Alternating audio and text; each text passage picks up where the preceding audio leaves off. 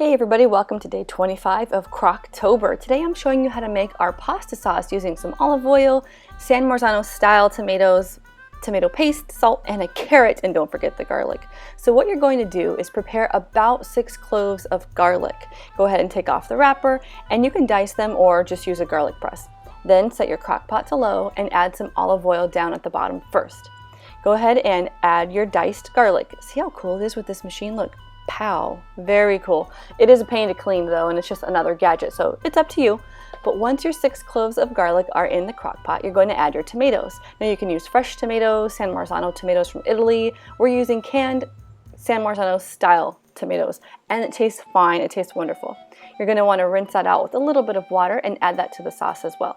Next, add your tomato paste. By the way, a little tip, if you clean out that can, it becomes where you hold your spoon because you will need to stir occasionally throughout the day. It's okay to open the crock pot when you're just making sauce. It's not like a roast or meat or anything like that. Then we use a small carrot, about half of a small carrot, to add some sweetness without adding sugar. A lot of the jarred sauces have so many preservatives and sugar. This is a nice healthy way to do that. Plus it kind of cuts back on the tanginess, that tin flavor that you sometimes get from canned vegetables. Add some salt, give it a stir, and you're done. Pause the video in here unless you want to go ahead and make some meatballs. So we're using 2 pounds of meat, a pound from ground beef and a pound from ground sausage. We're also using some breadcrumbs, homemade, which I'll show you, and some salt, pepper, egg, garlic, cheese, olive oil, and a little milk. The link to this recipe will be down below. You'll also want a foil-lined baking sheet to put your meatballs on. So we just add crackers and ripped up bread to a blender to make our breadcrumbs. Again, breadcrumbs on the market these days are so filled with sugar and a lot of different preservatives. This one is just, really simple, and you can get as much or as little as you need. For the 2 pounds, you'll need about 1 cup. So that means half a cup if you're using 1 pound of meat. You also need half a cup of milk per pound of meat, and you're just gonna let the 2 breadcrumbs and milk sit in a bowl for about 5 minutes or so. In the meantime, you can prepare the rest of the ingredients. You're going to crack 2 eggs into a bowl. Give that a little stir, make sure it's all nice and mixed up. Then you're going to add some salt. And then you're going to add some grated Parmesan cheese. Oh yes, and pepper, don't forget that. Now we did not have enough cheese. You can kind of see that little nub that we have in the back. So we used as much as we could from there. And then we added ricotta. We thought it would taste fine, and it did. It made them a little wetter, which was kind of nice. They were nice and moist. But if you don't have enough, you can just use whatever amount of cheese you have. It really just adds a flavor. It's not going to mess up your recipe if you don't have it. And again, you guys, it's Italian food, so you got to have garlic. We added about 1 clove per pound.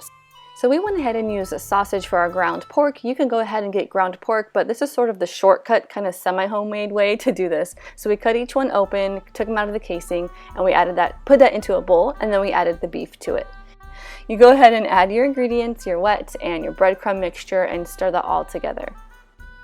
Here's where you want to be nice, you guys. You don't want to over mix your meat. Sometimes that can result in tough meatballs. So just be nice, make sure everything is incorporated well. Then go ahead and add some olive oil to your foil-lined sheet. Smear that around so it's evenly coated, and try your best to make evenly formed meatballs. It's just a learning curve. Do a few, get a feel for it. We make about 20 from this recipe. Alright, this next step is something I always skip. I put it directly into the crock pot and I'm done with it. But my husband likes to broil them and get them some nice color, which I appreciate because it does taste good. So if you have the time, go ahead and put your broiler to high, brown the meatballs for a few minutes on one side, take them out, give them a flip, put them back in on high and brown them. It doesn't really take that long and it does taste good. So if you have the time, do it. But you know me, I just try to cut corners wherever I can. Once those are just brown, they're not cooked yet, they're just kind of toasted, go ahead and add them to your sauce. And now you sit and wait and you smell your delicious dinner cooking while you're busy running around with your kids. Now again, you're going to want to stir occasionally and check on that sauce. It tends to thicken up. So if you need to add some water, a little splash here and there, that's totally fine.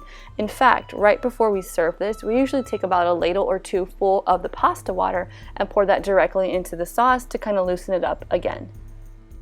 So there you have it, pasta sauce and meatballs. We went ahead and added spaghetti, but you can use whatever type of pasta you like. The entire playlist to Crocktober will be listed below. I hope you enjoy. Bye.